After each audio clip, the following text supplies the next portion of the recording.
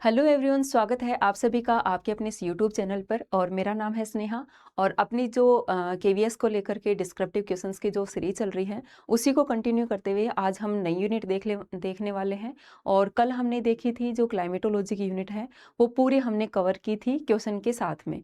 तो देखो, बहुत सारे स्टूडेंट का मैसेज था कि मैम बहुत छोटे क्वेश्चन एक एक नंबर के या दो दो लाइन में पूछे जाते हैं, तो मैं बड़े क्वेश्चन इसलिए करवाती हूँ कि हो सकता है उसका आधा पार्ट पूछ लिया जाए। जैसे कल अपना पहला क्वेश्चन था कि जो पृथ्वी के भूगर्भ की जानकारी की प्रत्यक्ष और अप्रत्यक्ष स्रोत के बारे में बताना था, तो एक नंबर में उसको प्रत्यक्ष स्रोत भी पूछा जा सकता है। तो इसलिए मैंने मतलब बड़ा क्वेश्चन करके वो करवाने की कोशिश रहती है कि इसमें दो तीन क्वेश्चन जो है कवर हो जाएं, बस इसीलिए। और ये था कि बहुत छोटे बहुत कम स्पेस मिलता है, लिखने की जगह नहीं मिल पाती है या फिर डायग्राम बनाने की जगह नहीं मिल पाती है। तो देखो, अगर स्पेस मिलता है तो आप छोटा बना के आओ, कैसा भी बना के आओ, बना के जरूर आना डायग्राम। अगर बिल्कुल स्पेस नहीं है तो उसमें आप भी क्या कर सकते हो, ठीक है। लेकिन कोशिश यही करना कि कहीं साइड में ही भले छोटा सा डायग्राम जरूर बना के आना। और मतलब क्वेश्चन मैंने देखे भी हैं कि जो एएमआरएस है उसमें छोटे क्वेश्चन भी थे और कुछ क्वेश्चन जो है 4 नंबर के भी थे, एक एक नंबर में और दो दो नंबर में भी थे। तो हम, अगर हमारा मैटर पड़ा हुआ है तो हम उसको छोटे बड़े क्वेश्चन में लिख सकते हैं, ठीक है। तो कल की वीडियो में हमने जो क्लाइमेट की जो यूनिट थी वो पूरी कवर की थी। और आज के वीडियो में हम देखेंगे जो वाटर ओशियंस की जो यूनिट है उसको हम यहाँ पर कवर करने वाले हैं, ठीक है। तो इसमें ये टॉपिक रहेंगे जिन पे सारे क्वेश्चंस आपको यहाँ मिलने वाले हैं। और इन सब की पीडीएफ आपको टेलीग्राम चैनल पे मिल जाएगी और उसका लिंक आपको डिस्क्रिप्शन में मिल जाएगा, वहां से आप वो पीडीएफ ले सकते हैं, ठीक है। तो आज का पहला क्वेश्चन है, महासागरीय अधस्तल के 4 प्रमुख भाग कौन से हैं, ठीक है। तो देखो, पहला है महासागरीय शेल्फ, दूसरा है महासागरीय ढाल, तीसरा है गहरे समुद्री मैदान और चौथा है गंभीर महासागरीय गंभीर या गर्त।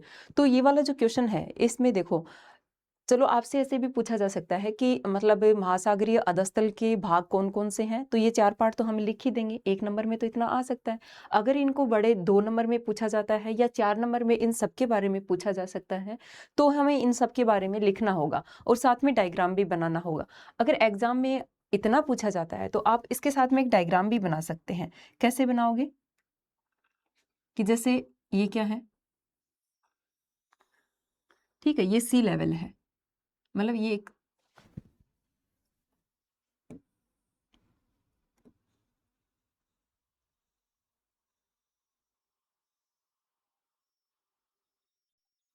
ठीक है, ये क्या है, ये है समुद्र,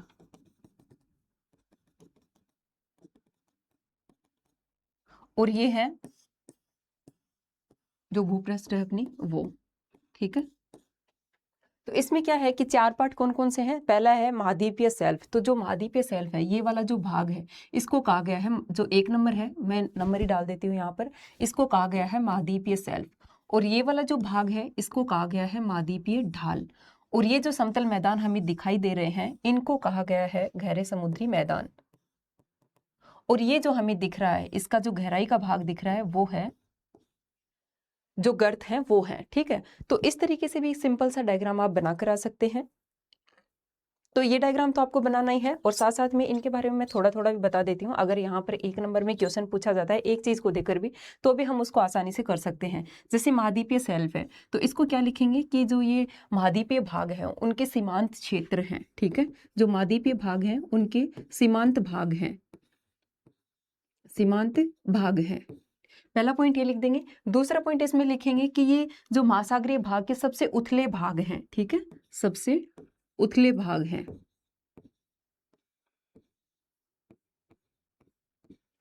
दूसरा पॉइंट इसमें क्या डालेंगे, दूसरा पॉइंट डालेंगे कि इसकी जो ढाल प्रवणता है वो 1 डिग्री या इससे कम है, या इससे कम। ये 2-3 पॉइंट इसमें हम डाल देंगे, ठीक है। अगर ये अकेला एक नंबर में पूछा जाता है तो हम इसको लिख सकते हैं कि जो महाद्वीपीय सेल्फ है वो महाद्वीपीय भागों के सीमांत भाग हैं और ये महासागरीय भागों के सबसे उथले भाग हैं। तीसरा पॉइंट इसमें डाल देंगे कि ये इनकी जो ढाल प्रवणता है वो 1 या इससे कम होती है।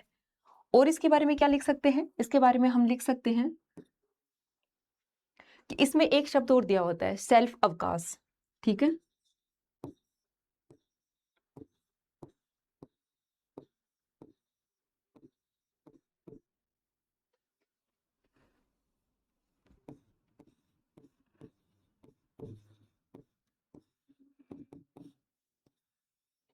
तो सेल्फ अवकाश क्या है कि जो महाद्वीपीय सेल्फ है वो एक तीव्र ढाल वाले क्षेत्र पर समाप्त होती है और उसी भाग को कहा जाता है सेल्फ अवकाश।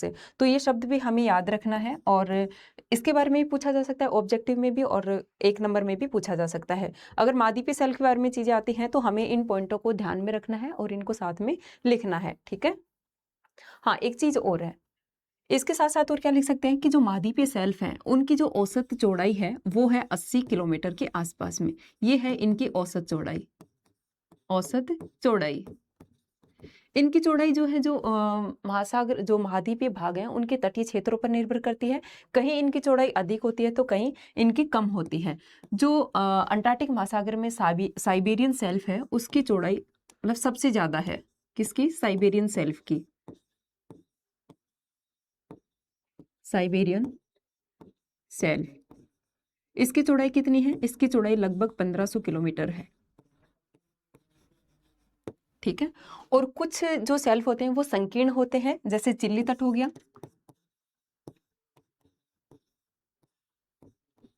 चिल्ली तट, और एक हो गया जो सुमात्रा है उसका पश्चिमी भाग, सुमात्रा का पश्चिमी भाग, पश्चिमी तट, सॉरी, ठीक है। तो ये दोनों क्या हैं? ये संकीर्ण सेल्फ के उदाहरण हैं, संकीर्ण सेल्फ के उदाहरण हैं। तो इसके बारे में महाद्वीपीय सेल्फ के बारे में क्या क्या चीजें लिखेंगे? सबसे पहले लिखेंगे कि महाद्वीपीय सेल्फ जो है जो महाद्वीपों के सीमांत क्षेत्र हैं, महासागरों के सबसे उथले क्षेत्र हैं, और यहाँ पर क्या है कि जो इनकी ढाल प्रवणता है वो 1 डिग्री या इससे कम है। एक हम इसके बारे में लिखेंगे कि इनके जो जो था सेल्फ अवकाश है कि महाद्वीपीय जो सेल्फ है वो एक तीव्र ढाल वाले क्षेत्र पर समाप्त होता है, उसको कहा जाता है महाद्वीपीय सेल्फ। फिर है इनकी औसत चौड़ाई है 80 किलोमीटर। सबसे ज्यादा चौड़ी सेल्फ जो है वो है साइबेरियन सेल्फ, लगभग 1500 किलोमीटर। और जो संकीर्ण सेल्फ के उदाहरण होंगे वो होंगे चिल्ली तट और सुमात्रा तट, ठीक है। ये हो गया अपना महाद्वीपीय सेल्फ के बारे में। इसके बाद में देखेंगे महाद्वीपीय ढाल। तो महाद्वीपीय ढाल क्या होते हैं? पहली लाइन तो इसके बारे में हम लिखेंगे कि जो महाद्वीपीय सेल्फ और जो महाद्वीपीय ढाल मैदान को जोड़ते हैं, महाद्वीपीय सेल्फ और मैदानों को जोड़ने वाले भाग, ठीक है।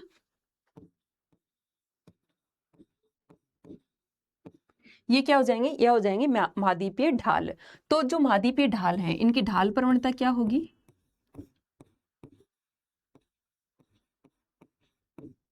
इनकी ढाल प्रवणता होगी 2 से 5 डिग्री के बीच में, ठीक है।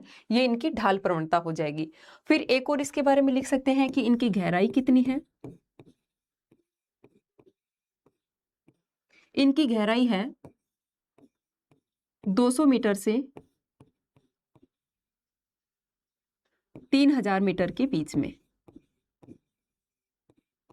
ये हम इसके बारे में 2-3 लाइनें लिख सकते हैं। तो महाद्वीपीय ढाल के बारे में क्या क्या लिखेंगे कि ये महाद्वीपीय सेल्फ और जो गहरे समुद्री मैदान हैं उनको जोड़ते हैं, और इनकी ढाल प्रवणता 2 से 3 डिग्री के बीच में होती है, और जो गहराई है इनकी 200 मीटर से 3000 मीटर के बीच में होती है। ये हम लिख देंगे महाद्वीपीय सेल्फ के बारे में, ठीक है। उसके बाद में है गहरे समुद्री मैदान। तो गहरे समुद्री मैदानों के बारे में क्या लिखेंगे? ये जो है सबसे चिकने और सपाट क्षेत्र हैं, ठीक है। चिकने और समुद्रों के सबसे चिकने और सपाट क्षेत्र हैं। ये निम्न ढाल के होते हैं, ठीक है। इनका ढाल क्या होता है? निम्न होता है। मंद ढाल के होते हैं, ठीक है।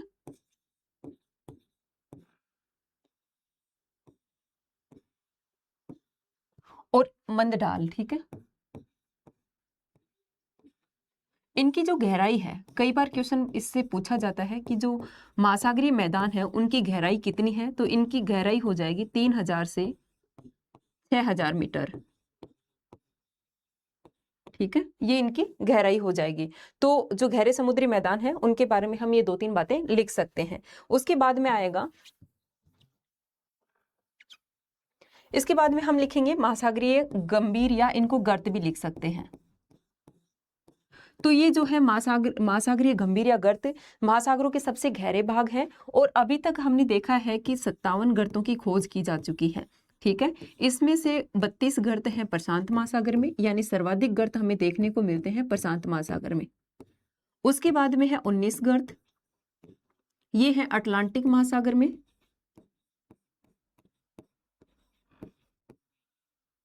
ठीक है, इसके बाद बचते हैं 6 गर्त, तो इनमें से 6 गर्त हिंद महासागर में। तो सर्वाधिक गर्त कहाँ पाए जाते हैं? सर्वाधिक गर्त पाए जाते हैं प्रशांत महासागर में। तो अभी तक कितने गर्तों की, देखो यहाँ से भी क्वेश्चन पूछा हुआ है, और जो केवीएस एनवीएस एएमआरएस है उनमें एनसीईआरटी से एकदम सिंपल क्वेश्चन पूछे जाते हैं, मतलब एक एक लाइन में वो जो है अपने क्वेश्चन उठाते हैं। तो ये हमें ध्यान रखना है कि अभी तक 57 गर्तों की खोज की जा सके हैं, उसमें से 32 गर्त जो है 32 गर्त प्रशांत महासागर में, और 19 गर्त अटलांटिक महासागर में, और 6 गर्त हिंद महासागर में खोजे गए हैं। तो इसके साथ में अगर 4 नंबर का ये आता है तो स्टार्टिंग में जो डायग्राम बनाया था उसको बना सकते हो साइड में, और साथ साथ में जो एक एक के बारे में मैंने चारों के बारे में बताया है उनके बारे में भी आप यहाँ पर लिख सकते हो। इस तरीके से आपका ये पूरा 4 नंबर में भी कवर हो जाएगा। अगर एक एक 2 नंबर में आता है तो उस तरीके से भी कवर हो जाएगा। नेक्स्ट क्वेश्चन है, विश्व का सबसे चौड़ा महाद्वीपीय शेल्फ कहाँ स्थित है? तो ये तो मैंने अभी अभी बताया कि आर्कटिक महासागर में जो साइबेरियन शेल्फ है वो विश्व का सबसे चौड़ा शेल्फ है, और उसकी चौड़ाई लगभग 1500 किलोमीटर के आसपास है। ठीक है, तो ये तो हमने देख लिया था। नेक्स्ट है थर्मोक्लाइन क्या है? तो थर्मोक्लाइन क्या है? इसको जो है ताप प्रवणता भी कहते हैं, कि वह सीमा क्षेत्र जहाँ गहराई के साथ तापमान में तीव्र गिरावट आती है, उसको थर्मोक्लाइन, या फिर एक शब्द और आ सकता है ताप प्रवणता। ताप प्रवणता। तो थर्मोक्लाइन क्या है? देखो, थर्मोक्लाइन के बारे में अगर 1 नंबर में भी पूछा जाता है आपसे तो आप ये वाला डायग्राम जरूर बना के आना। ठीक है, ये मैंने एनसीईआरटी से डायग्राम लिया है। ये मान लो कि कोई समुद्र है, ठीक है, ये इसकी गहराई है, ये जो लिखी हुई है वो इसकी गहराई है। 500 मीटर, 1000, 1500, 2000, 3500, 4000, 4500, ये इसकी गहराई दी हुई है। और ये जो हम देख रहे हैं ये इसका टेम्परेचर है, कि कैसे कैसे टेम्परेचर जो है समुद्र की सतह से गहराई में जाने पर टेम्परेचर किस तरीके से कम होता है। ठीक है, तो क्या होता है कि जो स्टार्टिंग का लगभग 400-500 मीटर तक का एरिया होता है ये सभी मीटर में है। ठीक है, वहां जो है तापमान घटने की दर बहुत ही कम होती है, क्योंकि यहाँ तक सूर्य की किरणें सीधी पहुंचती हैं और जो समुद्र का पानी है, जल है, उसको गर्म करती हैं। तो ये वाला क्षेत्र है लगभग यहाँ तक जो है समुद्र की जो तापमान है वो समान होता है। लेकिन 500 से 1000 मीटर के बीच में क्या होता है, तापमान गिरने की दर अचानक से घट जाती है, मतलब तापमान अचानक से गिरता है, उसी को कहा जाता है ताप प्रवणता। देखो ये जो लाइन है वो तापमान को बता रही है, कि जैसे ये यहाँ से, मतलब ये तापमान बहुत कम, ना के बराबर यहाँ तापमान में परिवर्तन हो रहा है, लेकिन जैसे ही हम इस क्षेत्र में मतलब 500 मीटर के आसपास गहराई में जाते हैं तो अचानक से तापमान में कमी आती है। ठीक है, और ये कमी हमें 500 मीटर से 1000 मीटर के बीच में देखने को मिलती है, और इसी को कहा जाता है थर्मोक्लाइन या ताप प्रवणता। और 1000 मीटर के बाद में क्या होता है, ताप घटने की दर बहुत ही कम हो जाती है। नेक्स्ट क्वेश्चन है, समुद्री टीला क्या है और इनका एक उदाहरण दीजिए। तो समुद्री टीला क्या है? देखो, समुद्री टीला एक जो महाद्वीपीय जो महासागरीय उच्चावच की जो लघु आकृतियां हैं उसी का एक भाग है, मतलब लघु आकृति है। तो इसमें क्या होगा, समुद्री टीला सी माउंट क्या है, कि यह नुकीले शिखर वाला एक पर्वत है। ठीक है, नुकीले शिखर, इस शब्द को याद रखना है, ये ऐसे शब्द इनके कीवर्ड्स होते हैं। ठीक है, तो यह नुकीले शिखर वाला एक पर्वत है जो समुद्र तल से ऊपर की ओर उठा होता है, किंतु समुद्र की सतह तक नहीं पहुंच पाता है।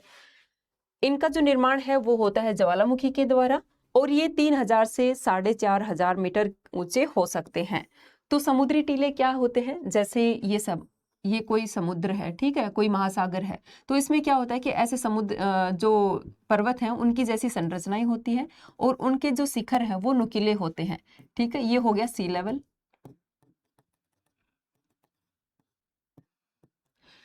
तो क्या होता है कि ये एक तरीके के पर्वत ही होते हैं, समुद्रों के अंदर नुकीले शिखर वाले एक तरीके के पर्वत ही होते हैं और इनके शिखर जो है नुकीले होते हैं। और साथ साथ में क्या होता है कि ये है ना जो ये समुद्र का जल है, इसके बाहर ये हमें दिखाई नहीं देते हैं, ये इनकी प्रमुख विशेषता है। और इनका निर्माण कैसे होता है? ज्वालामुखी के द्वारा इनका निर्माण होता है। इसका सबसे बेस्ट एग्जाम्पल हम देख सकते हैं प्रशांत महासागर में एम्पेरर समुद्री टीला। ठीक है, ये क्वेश्चन अपने ऑब्जेक्टिव में भी पूछा जा सकता है। देखो मैं साथ साथ में ये भी बताती चलती हूँ कि इसको 1 नंबर में कैसे पूछा जा सकता है, 4 नंबर में कैसे पूछा जा सकता है, ऑब्जेक्टिव में कैसे पूछा जा सकता है। ठीक है, तो यहाँ से आपको थोड़ा सा पता रहता है कि हाँ किस तरीके से हमें क्वेश्चन को देखना है। तो जो एम्पेरर समुद्री टीला है वो प्रशांत महासागर में है, और जो प्रशांत महासागर में हवाई द्वीप समूह है उन्हीं का विस्तार जो है एम्पेरर समुद्री टीला है। नेक्स्ट क्वेश्चन है, निमग्न द्वीप या ग्वेट्स किसे कहते हैं? तो इसका आंसर क्या हो जाएगा कि ये चपटे शिखर वाले समुद्री टीले हैं। एक तो समुद्री टीले हैं, कीवर्ड्स ये हो जाएगा, और एक हो जाएगा ये कि चपटे शिखर वाले समुद्री टीले हैं। इनके चपटे होने का प्रमाण कर्मिक अवतलन के द्वारा प्रदर्शित होते हैं। ठीक है, अकेले प्रशांत महासागर में अनुमानतः 10,000 से अधिक ऐसे निमग्न द्वीप पाए जाते हैं। तो सबसे ज्यादा जो निमग्न द्वीप हैं वो कहाँ पाए जाते हैं? वो प्रशांत महासागर में पाए जाते हैं। और जो निमग्न, देखो एक होता है समुद्री टीला, भी हमने देखा था कि जैसे ये है, ये क्या है? ये समुद्र है। ठीक है, कोई भी महासागर है, लेकिन इसमें जो नुकीले शिखर वाले हैं उनको हमने कहा है ये है समुद्री टीला।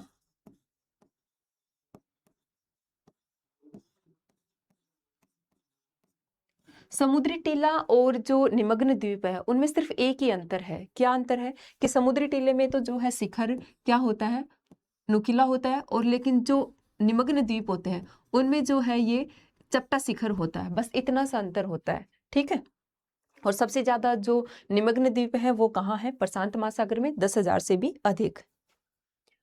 नेक्स्ट क्वेश्चन है, परवाल या अटोल्स क्या है? तो परवाल क्या है कि उष्णकटिबंधीय महासागरों में, देखो ये कीवर्ड्स हैं, इनको हमें लिखना ही होता है, वहां पे सीधा महासागर नहीं लिखना, वहां लिखना है उष्णकटिबंधीय महासागरों में पाए जाने वाले निम्न आकार के द्वीप हैं जो परवाल भित्तियों के द्वारा निर्मित होते हैं। तो परवाल द्वीप क्या है? जो उष्णकटिबंधीय महासागर में सागर होते हैं उनमें जो है परवालों के द्वारा निर्मित द्वीप होते हैं। ये अक्सर एक गहरी लैगून को चारों ओर से घेरे होते हैं। तो इस टाइप का क्वेश्चन 1 नंबर में हमसे पूछा जा सकता है।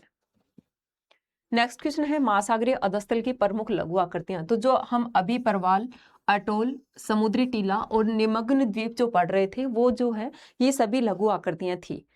तो महासागरीय अधस्थल की प्रमुख लघु आकृतियां निम्नलिखित हैं। कौन सी हैं? मध्य महासागरीय कटक। तो पहला तो ये हो जाएगा, और इसका सबसे बेस्ट एग्जांपल हम देखते हैं मध्य अटलांटिक कटक। मध्य अटलांटिक कटक।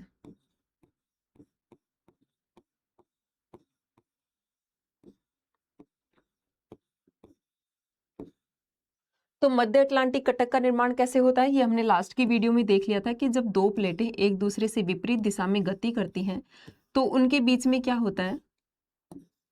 ये इधर जा रही है और ये उधर जा रही है, तो इनके बीच में दरारी उद्वेदन के द्वारा एक जो संरचना का ऐसे निर्माण होता है उसी को कहा जाता है कटक का निर्माण होता है। ठीक है, वही है मध्य महासागरीय कटक। ये एक तरीके के जो मतलब दोहरे पर्वत ही होते हैं। ठीक है, मतलब एक पर्वत ये हो गया और एक पर्वत ये हो गया, इस तरीके से जो हमें संरचना देखने को मिलती है वो होती है मध्य महासागरीय कटक। तो इसमें से हमारे ऑब्जेक्टिव है उसमें पूछा जा सकता है कि निम्नलिखित में से कौन सी स्थलाकृति या कौन सी आकृति लघु आकृति जो महासागरीय अधस्थल है उसकी लघु आकृति नहीं है। तो ये सारे शब्द हमें यहाँ पर याद होने चाहिए। पहला हो गया मध्य महासागरीय कटक। दूसरा है समुद्री टीला, ये अभी अभी हमने देखा है समुद्री टीला क्या होता है। तीसरा है जलमग्न कैनियन। तो जलमग्न कैनियन में हम एक दो चीजें और लिख सकते हैं। एक जो कोलोराडो नदी है उस पे विश्व प्रसिद्ध एक कैनियन है, उसका नाम है ग्रैंड कैनियन। ठीक है, कोलोराडो नदी पर एक कौन सा कैनियन है? वो है ग्रैंड कैनियन।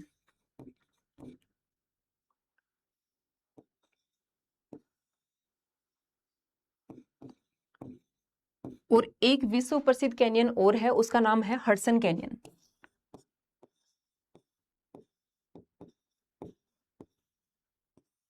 हडसन कैनियन, ठीक है। तो इसके आप ये दो एग्जाम्पल लिख सकते हैं अगर पूछा जाता है तो, कि कोलोराडो नदी पर है ग्रैंड कैनियन और हडसन कैनियन ये जो है विश्व प्रसिद्ध कैनियन है। निमग्न द्वीप या गुयोट, इसको अभी हमने देख लिया था, ठीक है। लास्ट है प्रवाल द्वीप या एटोल, इसको भी हमने देख लिया था, ठीक है। नेक्स्ट क्वेश्चन है महासागरीय जल की लवणता को प्रभावित करने वाले मुख्य कारक कौन कौन से हैं।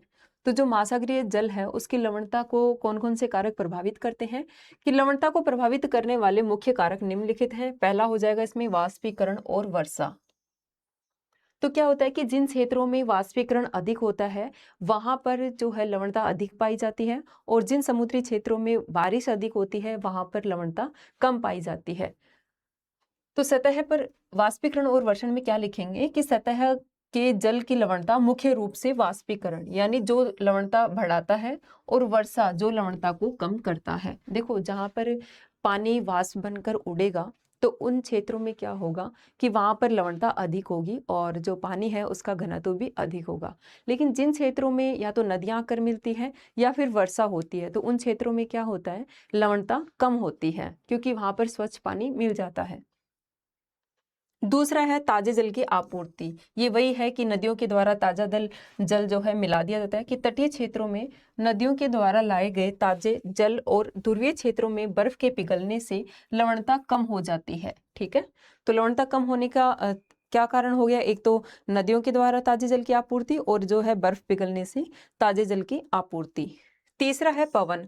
तो पवन क्या है कि पवन जल को एक स्थान से दूसरे स्थान पर स्थानांतरित करके लवणता को प्रभावित करती है। यानी पवन जब अधिक लवणता क्षेत्र से कम लवणता क्षेत्रों की ओर चलती है तो अपने साथ में लवण को भी भाग कर ले जाती है, उड़ा कर ले जाती है।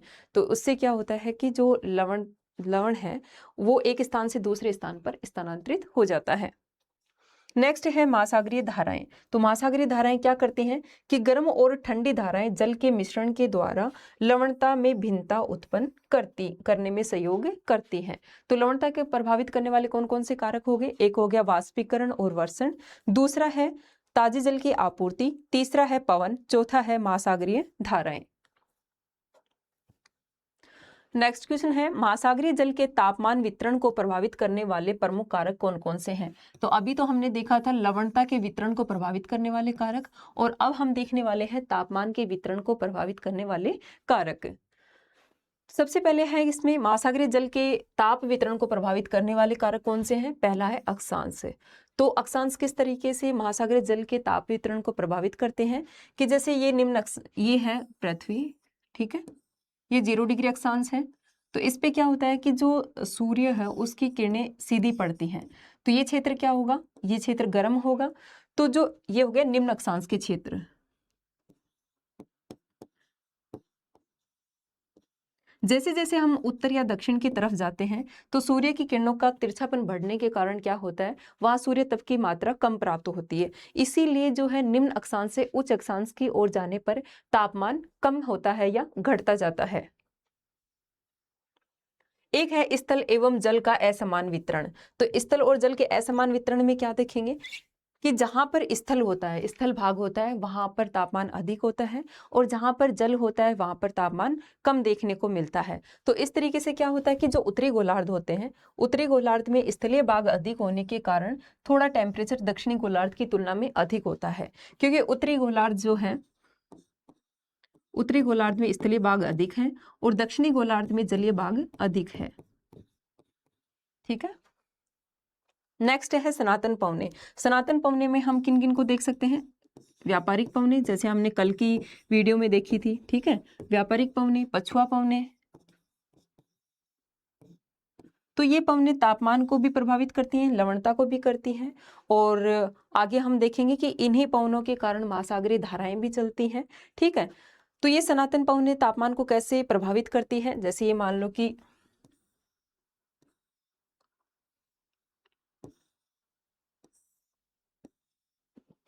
ये हो गया 30 डिग्री से 35 डिग्री के बीच का क्षेत्र। तो जो ये है, मतलब ये मान लो ये चल रही है यहाँ पर व्यापारिक पवनें। तो व्यापारिक पवनें क्या करती हैं कि जैसे ये कोई स्थल क्षेत्र है, ठीक है, ये मान लो यहाँ हो गया अफ्रीका, ठीक है, और इधर हो गया जो दक्षिणी अमेरिका है वो। तो क्या होता है कि जैसे ये हवाएं यहाँ से यहाँ चल रही हैं, ठीक है, तो क्या होगा कि इस क्षेत्र ये वाला जो क्षेत्र है ये थोड़ा सा सही नहीं बना है, तो ये हवाएं अपने साथ में जो ऊपरी जल है उसको धकेल कर अपने साथ ले जाती हैं। तो उससे क्या होगा कि ये वाले क्षेत्र होते हैं, यहाँ तो ठंडे पानी का उद्वेलन होता है, लेकिन जो हवाएं अपने साथ पानी लेकर इकट्ठा करती हैं, जैसे यहाँ इन क्षेत्रों में इकट्ठा करेंगे तो इन क्षेत्रों में क्या होगा, यहाँ गर्म पानी इकट्ठा होने के कारण यहाँ टेम्परेचर अधिक होगा। और जहां से मतलब अपतटीय और एक अभितटीय दो शब्द होते हैं।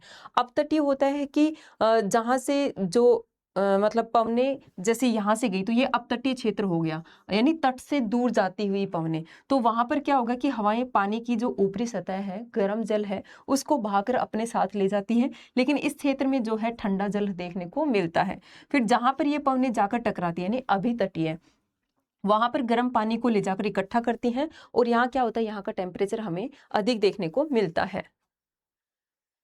महासागरीय धाराएं, तो महासागरीय धाराएं भी ऐसे ही हैं कि जिन क्षेत्रों में ठंडी महासागरीय धाराएं बहती हैं, जिन गर्म क्षेत्रों वहां के टेम्परेचर को कम कर देती हैं, और जिन क्षेत्रों में गर्म जल धाराएं बहती हैं वहां के जो क्षेत्र हैं, भाग हैं, उनके टेम्परेचर को बढ़ा देती हैं।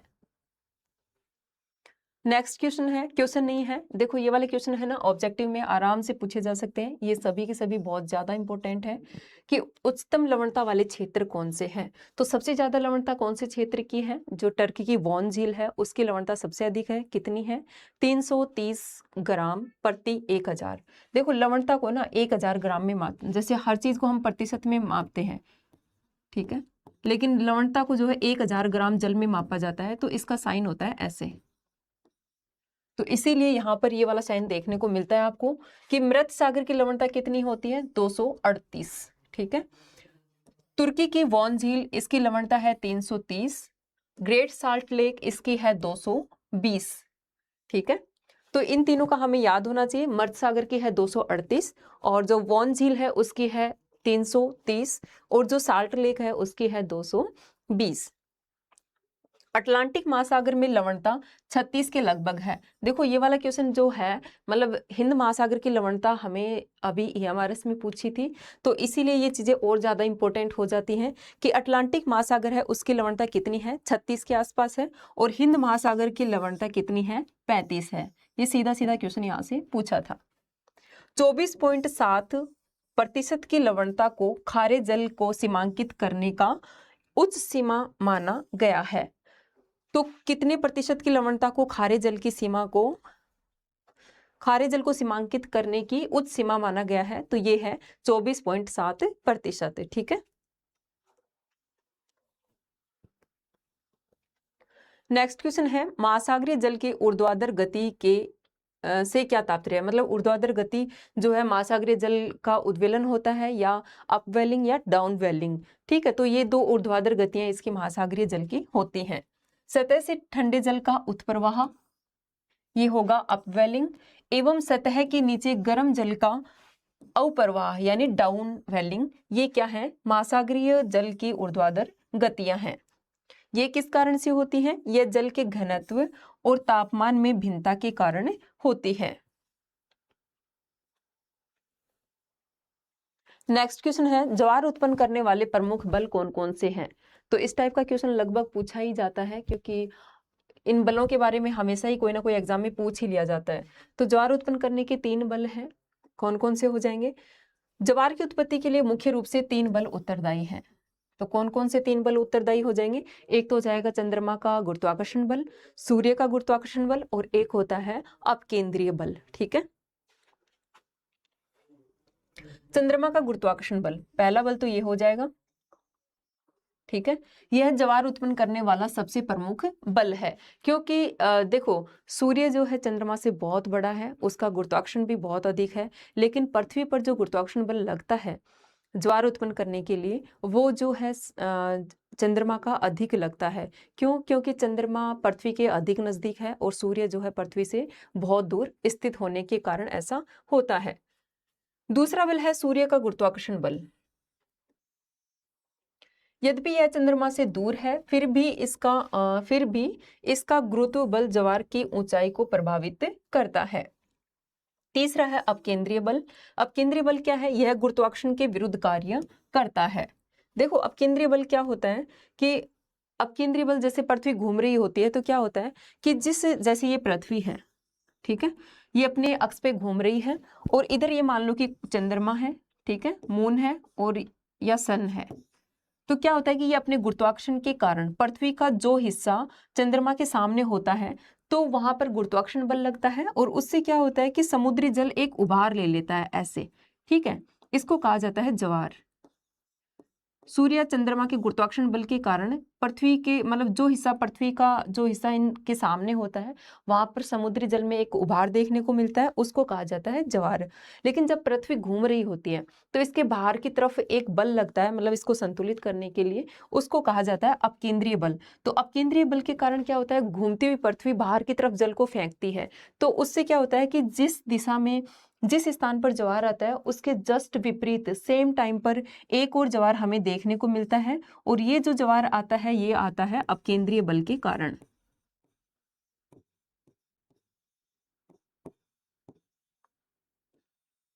ठीक है, अपकेंद्रीय बल के कारण ये ज्वार देखने को मिलता है।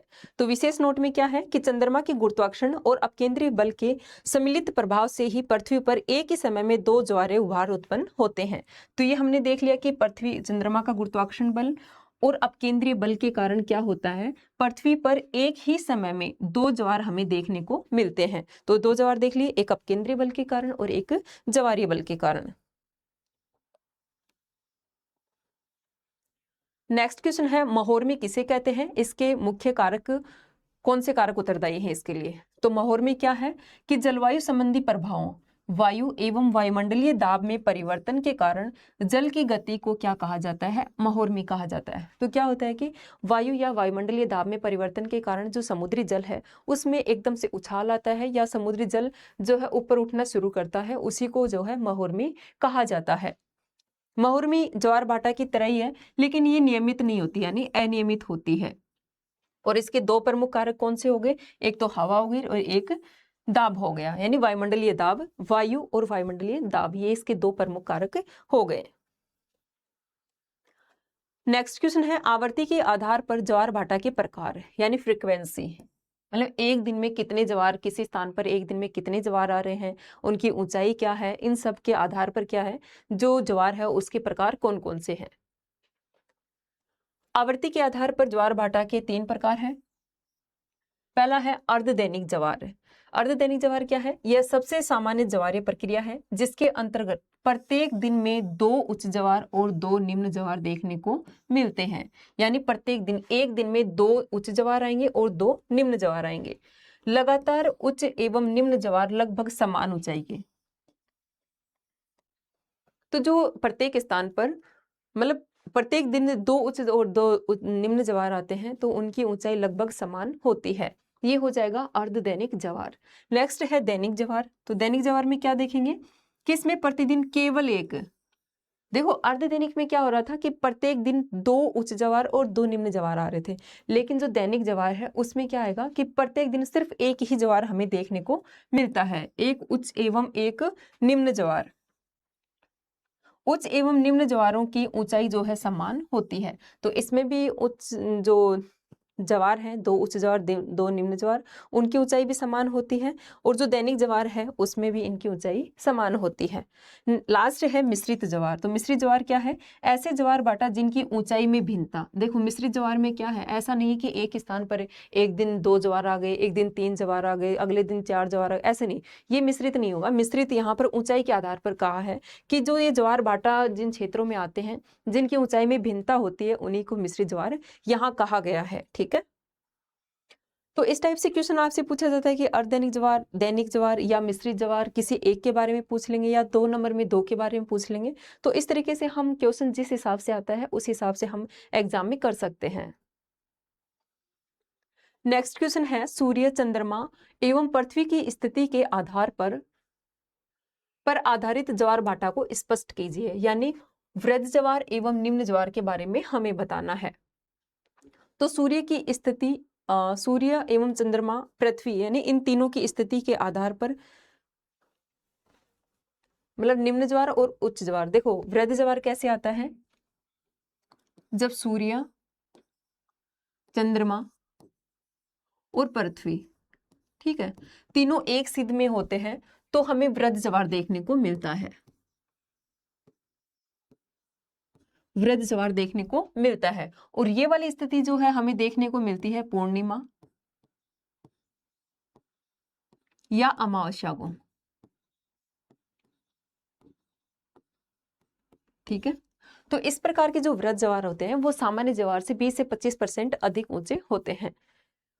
एक निम्न ज्वार, देखो उच्च ज्वार, वृद्ध ज्वार क्यों आता है, क्योंकि जब ये दोनों एक तरफ हो जाते हैं तो इन दोनों का गुरुत्वाकर्षण बल जो है पृथ्वी पर लगता है, जिससे जो सामान्य ज्वार से अधिक ऊंचा ज्वार यहाँ पर आता है,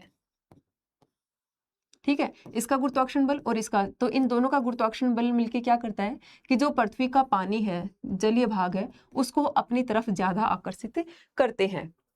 तो यही हो जाएगा वृद्ध ज्वार। ऐसे ही है, देखो अगर एग्जाम में ऐसा आता है तो आपको ऐसे डायग्राम बना के आना है, सिंपल सा। कैसे बनाओगे, ये हो गया सन, ये हो गया मून और ये हो गई पृथ्वी, ठीक है। इसको ऐसे दिखाना है, ये है ज्वार, इसको लिखना है वृद्ध ज्वार, ठीक है। यहाँ पे लिख देना है वृद्ध ज्वार, और इन दोनों का गुरुत्वाकर्षण बल जो है इस पर लग रहा है। ऐसी एक है निम्न ज्वार। निम्न ज्वार क्या है, जब सूर्य और पृथ्वी और चंद्रमा, ये हो गया मून, जब ये समकोण पर होते हैं तो क्या होगा कि जो सूर्य है वो अपनी तरफ खींचेगा, आकर्षण मतलब गुरुत्वाकर्षण बल लगेगा तो ये अपनी तरफ खींचेगा, और जो मून है वो अपनी तरफ खींचेगा। तो ऐसी स्थिति में क्या होता है कि जो गुरुत्वाकर्षण बल है इनका अलग अलग डायरेक्शन में काम करता है, उससे जो ज्वार है वो निम्न ज्वार आते हैं, सामान्य ज्वार से नीचे के ज्वार आते हैं। तो ये जो समकोणीय स्थिति है, तो इस स्थिति में हमें निम्न ज्वार देखने को मिलते हैं।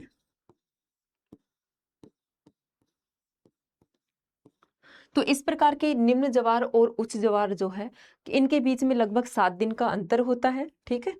कि एक निम्न ज्वार के बाद, जैसे अमावस्या आ गई उसके बाद में एक निम्न ज्वार आएगा, फिर पूर्णिमा आ गई, फिर एक निम्न ज्वार आएगा, ठीक है। तो इस प्रकार से इनकी स्थिति होती है। एक बार इसमें देख लेते हैं कि पृथ्वी के संदर्भ में सूर्य एवं चंद्रमा की स्थिति ज्वार की ऊंचाई को प्रत्यक्ष रूप से प्रभावित करती है। ये हमने अभी उनके गुरुत्वाकर्षण बल में देखा है कि किस प्रकार से प्रभावित करती है। इसके आधार पर दो मुख्य प्रकार हैं। कौन कौन से प्रकार, सूर्य और चंद्रमा की स्थिति के आधार पर? पहला है वृद्ध ज्वार, स्प्रिंग टाइड्स, जब सूर्य, चंद्रमा, पृथ्वी तीनों एक सीधी रेखा में होते हैं, ठीक है, एक सीधी रेखा में होते हैं, तब ज्वारीय उभार अधिकतम होता है। इसे वृद्ध ज्वार कह दिया जाता है। ऐसा महीने में 2 बार होता है, जैसे अभी हमने देखा पूर्णिमा और अमावस्या को, ठीक है। जो निम्न ज्वार भी महीने में 2 बार देखा जाता है, और जो वृद्ध ज्वार है वो भी महीने में 2 बार देखा जाता है। नेक्स्ट है निम्न ज्वार, नेप टाइड्स क्या होते हैं?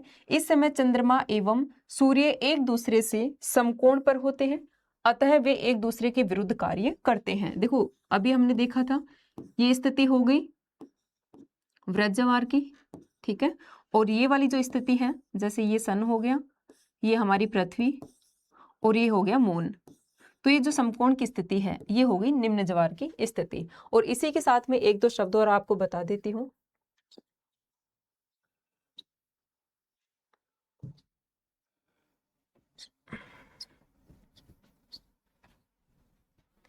एक शब्द हमें देखने को मिलता है सीजी की,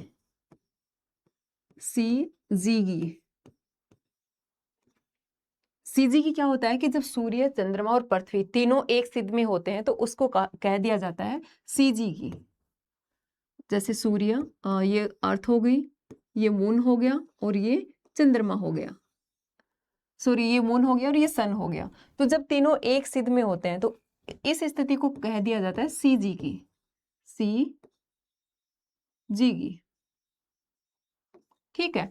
इसमें भी सीजी में एक युति होता है और एक वियुति होता है। एक शब्द देखने को मिलता है युति,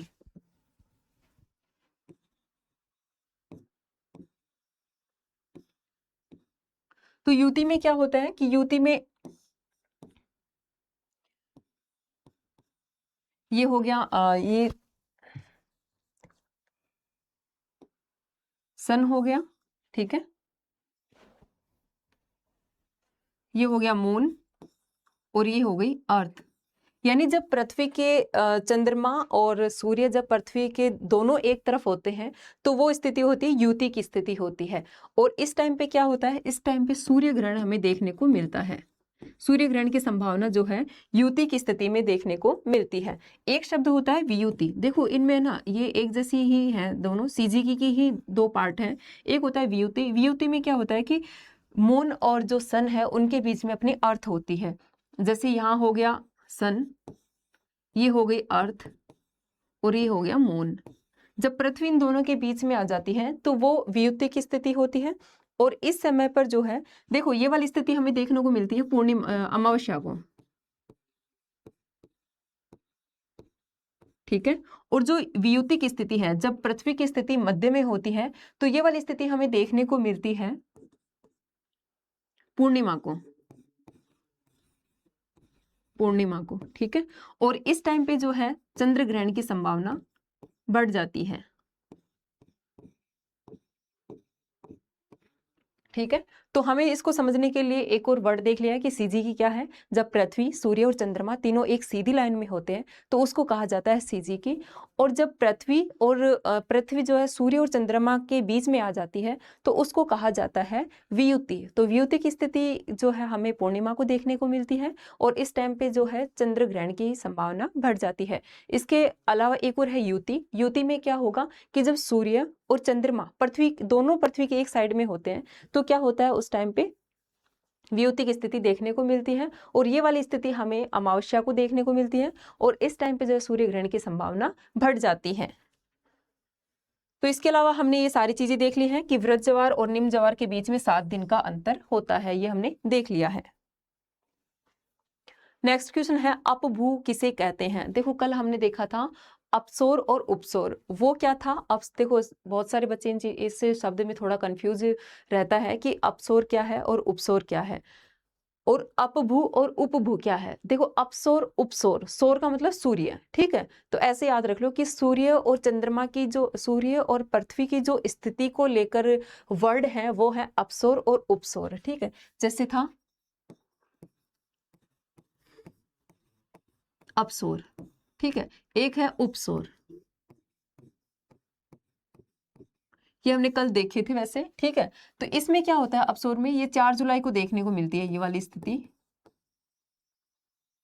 और ये वाली हम देखते हैं 3 जनवरी को। तो इसमें अपसोर में क्या होता है कि सूर्य और चंद्रमा जो है कि सूर्य और पृथ्वी की जो स्थिति है वो नजदीक होती है। सबसे अधिक नजदीक स्थिति को क्या कहा जाता है, उपसौर। और जब सूर्य और जो पृथ्वी है अधिक दूरी पर स्थित होते हैं तो उसको उपसौर अपसौर कह दिया जाता है। इसी प्रकार से 2 वर्ड चंद्रमा और पृथ्वी की स्थिति को लेकर भी है, एक है अपभू और एक आएगा उपभू और एक अपभू, ठीक है। तो उपभू क्या है कि जब चंद्रमा अपनी कक्षा में घूमते हुए पृथ्वी के सबसे निकट होता है तो उस स्थिति को क्या कहा जाता है, उपभू। जैसे हम डायग्राम में देख सकते हैं, ये हमारी अर्थ है और ये है मून। तो जब मून पृथ्वी के चारों ओर चक्कर लगाता है तो ये जब घूमता हुआ अपनी कक्षा में घूमता हुआ पृथ्वी के सबसे नजदीक आ जाता है तो उस स्थिति को हम कहते हैं पेरिजी या उपभू, ठीक है। और जब अपनी कक्षा में चक्कर लगाता हुआ चंद्रमा पृथ्वी से अधिक दूरी पर स्थित होता है तो उस स्थिति को कह दिया जाता है अपभू, ठीक है। अगर इस तरीके से क्वेश्चन पूछा जाता है तो हमें साथ में ये वाला डायग्राम भी बनाकर आना है। उपसौर और अपसौर में भी हमने कल देखा था कि जैसे हमने यहाँ पे चंद्रमा की स्थिति बताई है वैसे ही हम यहाँ पर सूर्य की स्थिति बता देंगे और अपभू उपभू की जगह उपसौर अपसौर लिख देंगे। नेक्स्ट है अपभू। तो अपभू हमने देख लिया है कि जब चंद्रमा अपनी कक्षा में पृथ्वी से सबसे दूर स्थित होता है तो उस स्थिति को क्या कहा जाता है, उसको कहा जाता है अपभू, ठीक है। तो ये वाला हमने डायग्राम के साथ में देख लिया है। और नेक्स्ट क्वेश्चन है तापमान के आधार पर महासागरीय धाराओं का वर्गीकरण कीजिए तथा ठंडी व गर्म जल धाराओं का उदाहरण भी दीजिए। तो ये मेरा इतना बड़ा क्वेश्चन बनाने का मकसद एक ही था यहाँ पर कि ऐसा ऑब्जेक्टिव में हमेशा पूछा जाता है कि निम्नलिखित में से कौन सी धारा गर्म जल धारा है या कौन सी ठंडी जल धारा है, ठीक है। और बड़े में पूछे तो हम इस तरीके से कर सकते हैं। महासागरीय धाराओं को उनके तापमान के आधार पर दो मुख्य प्रकारों में बांटा गया है, एक गर्म जल धारा और एक ठंडी जल धारा। ठंडी जल धारा, ये धाराएं ठंडा जल गर्म जल क्षेत्रों में लाती हैं, ठीक है। तो ठंडी जल धाराएं क्या करेंगी, ठंडे जल को गर्म क्षेत्रों में लेकर आती हैं। सामान्यतः महाद्वीपों के पश्चिमी तट पर निम्न व मध्य अक्षांशों में, उत्तरी गोलार्ध में उच्च अक्षांशों में, महाद्वीपों के पूर्वी तट पर बहती हैं। कैसे बहती हैं ये हम आगे डायग्राम में देख लेंगे, ठीक है। तो एक बार देख लेते हैं कि जो ये धाराएं हैं, ये धाराएं हैं ठंडा जल जो गर्म क्षेत्रों में लाती हैं। और क्या होता है कि महाद्वीपों के पश्चिमी तट यानी निम्न और जो मध्य अक्षांश है, मध्य अक्षांश है, वहां पर जो महाद्वीप है उनका पश्चिमी तट, उत्तरी गोलार्ध के उच्च अक्षांशों में महाद्वीपों के पूर्वी तट पर बहती हैं। ये हम इसको आगे डायग्राम के साथ में देखेंगे, ठीक है। प्रमुख उदाहरण कौन कौन से हैं ये इंपॉर्टेंट है, ये हमें याद होने चाहिए कि जो ठंडी जल धाराएं हैं उनके एग्जाम्पल कौन कौन से हैं और इनकी लोकेशन भी हम आगे मैप में देखने वाले हैं, ठीक है। तो एक बार देख लीजिए, पहला है कनारी की धारा, मतलब ये सभी जो धाराएं हैं ये ठंडी जल धाराएं हैं। पहला है कनारी की धारा, दूसरा है बेंगुला की धारा, ठीक है, तीसरा है फोकलैंड की धारा, एक है पश्चिमी पवन अपवाह, ये तो भले ही मत याद रखना, ठीक है। जो इंपॉर्टेंट है वो है कनारी की धारा, बेंगुला की धारा, फोकलैंड, कैलिफोर्निया की धारा, पेरू धारा या इसको हम्बोल्ट धारा भी कहा जाता है क्योंकि हम्बोल्ट मोदे ने इसकी खोज की थी, इसलिए इसको हम्बोल्ट धारा भी कहा जाता है। एक है आयोसीओ की धारा, इसी को क्यूराइल की धारा भी कहा जाता है, ठीक है। तो इनमें से एक नाम दिया जा सकता है आयोसीओ की धारा या क्यूराइल धारा। एक है लेब्राडोर की धारा। तो ये सभी धाराएं क्या हैं, ये ठंडी धाराओं के एग्जाम्पल हैं। इनको एक बार फिर से अच्छे से देख लेना कि कौन कौन सी धाराएं ठंडी हैं और इनकी लोकेशन क्या है वो हम आगे मैप में देखेंगे। जैसे ठंडी जल धाराएं देखिए वैसे ही गर्म जल धाराएं हैं। तो गर्म जल धाराएं, ये जल धाराएं गर्म जल को ठंडे जल क्षेत्रों में पहुंचाती हैं। ये प्राय महाद्वीपों के पूर्वी तटों पर, जैसे जो ठंडी जल धाराएं थी वो निम्न और मध्य अक्षांशों में महाद्वीपों के पश्चिमी तटों पर बह रही थी, वैसे ही जो गर्म जल धाराएं हैं वो महाद्वीपों के पूर्वी तटों पर बहती हैं, ठीक है, निम्न और मध्य अक्षांशों में। और उत्तरी गोलार्ध में ये, मतलब ये पूरी स्थिति ही उत्तरी गोलार्ध की बताई जा रही है, उत्तरी गोलार्ध में ये उच्च अक्षांशों में महाद्वीपों के पश्चिमी तटों पर बहती हैं, ठीक है। तो इनके एग्जाम्पल कौन कौन से हैं, ये इनके एग्जाम्पल इंपॉर्टेंट हो जाते हैं कि कौन सी धारा गर्म है और कौन सी ठंडी है। तो गल्फ स्ट्रीम क्या है, ये एक गर्म जल धारा है। उत्तरी अटलांटिक अपवाह, ब्राजील की धारा, क्यूरोसियो की धारा, अलास्का की धारा, अग्लुहास की धारा और पूर्वी ऑस्ट्रेलियाई धारा। तो ये सभी धाराएं कैसी हैं, ये गर्म जल धाराएं हैं। देखो महासागरीय धाराएं क्या होती हैं, महासागरीय धाराएं मतलब जैसे हम धरातल पर देखते हैं कि नदियां एक निश्चित मार्ग पर एक फ्लो में चलती हैं, वैसे ही महासागरों में भी मतलब एक तरीके से नदियां ही बहती हैं, ठीक है। तो उन्हीं को महासागरीय धाराएं कहा जाता है। उनका भी मतलब एक स्पीड से और एक निश्चित दिशा में और निश्चित प्रवाह में प्रवाहित होती रहती हैं। तो यहाँ पर इनकी लोकेशन देख लेते हैं कि कौन सी गर्म जल धारा है और कौन सी ठंडी जल धाराएं हैं। तो जो ये रेड पेन से हो रखा है ये सब गर्म जल धाराएं हैं, ठीक है।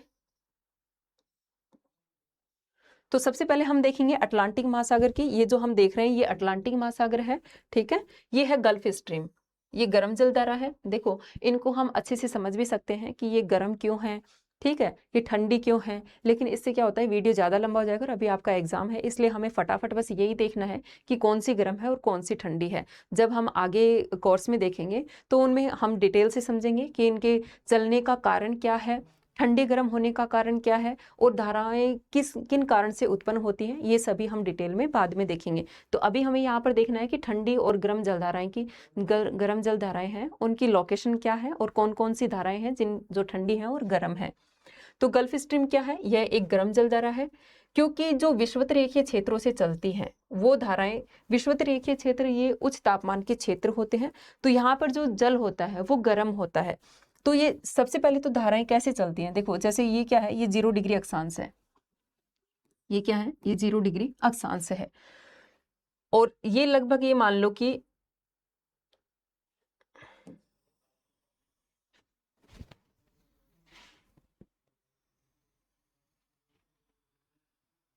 ये 23.5 डिग्री उत्तरी अक्षांश है, और ऐसे ही हम देखेंगे ये 23.5 डिग्री दक्षिणी अक्षांश है।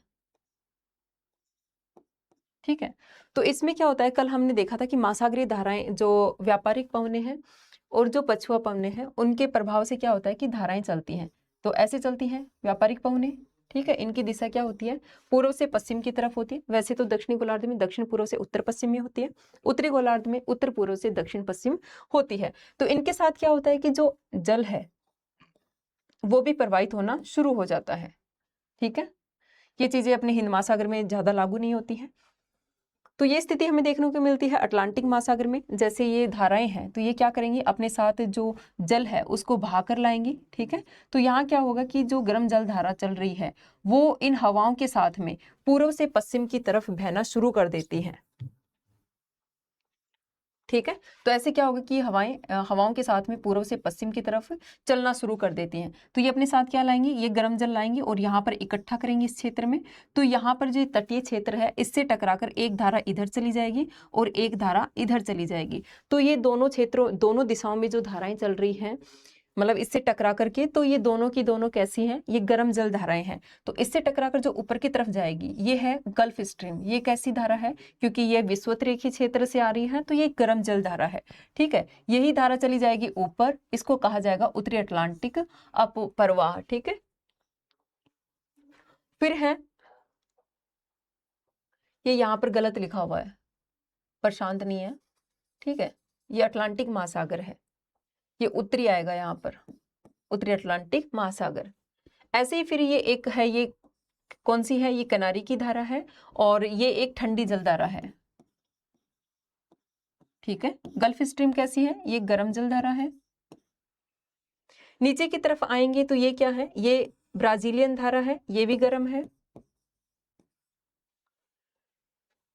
ऐसे ही हम इधर देखेंगे कि जो प्रशांत, देखो ये अटलांटिक महासागर की होगी गर्म जल धाराएं, और ठंडी जल धाराएं है इसकी लैब्राडोर की धारा। तो लैब्राडोर की धारा ठंडी क्यों है, क्योंकि जो ये उत्तरी भाग है इसका उच्च अक्षांशीय क्षेत्रों में स्थित होने के कारण यहाँ पर क्या होता है, बर्फ जमी हुई होती है और बर्फ के पिघलने से ठंडी जल धाराएं उत्पन्न होती हैं। ठीक है, तो यहाँ से ठंडी जल धारा आएगी और ये गर्म जल धारा है, और जहाँ ठंडी और गर्म जल धाराएं मिलती हैं वहां पर क्या होता है, मत्स्य पालन के जो है क्षेत्र होते हैं, क्योंकि ये मत्स्य उत्पादन के लिए एक अनुकूल दशाएं उत्पन्न करते हैं।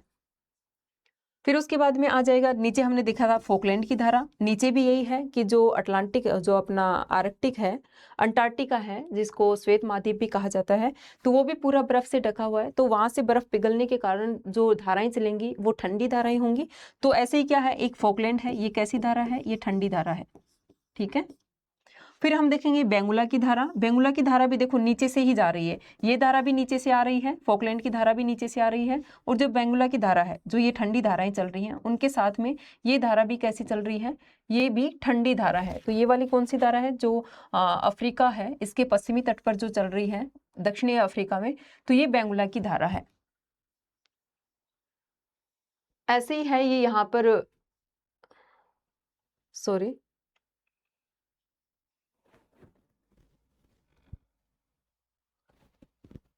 हाँ ठीक है, ये वाला थोड़ा गलत लिखा हुआ है यहाँ पे, यहाँ आएगा अगुलहास की धारा।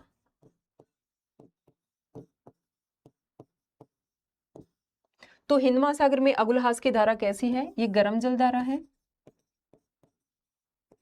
ठीक है, और पश्चिमी ऑस्ट्रेलियाई भाग में जो धारा प्रवाहित हो रही है ये कैसी है, ये ठंडी जल धारा है।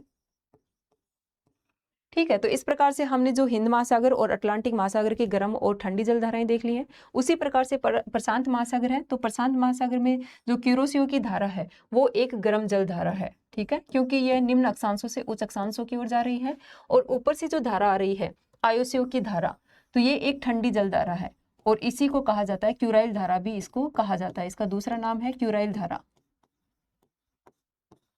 ठीक है, इसी प्रकार से इधर एक होगी कैलिफोर्निया की धारा, ये एक ठंडी जल धारा है, और जो अलास्का के पास में एक धारा प्रवाहित हो रही है उसका नाम है अलास्का धारा।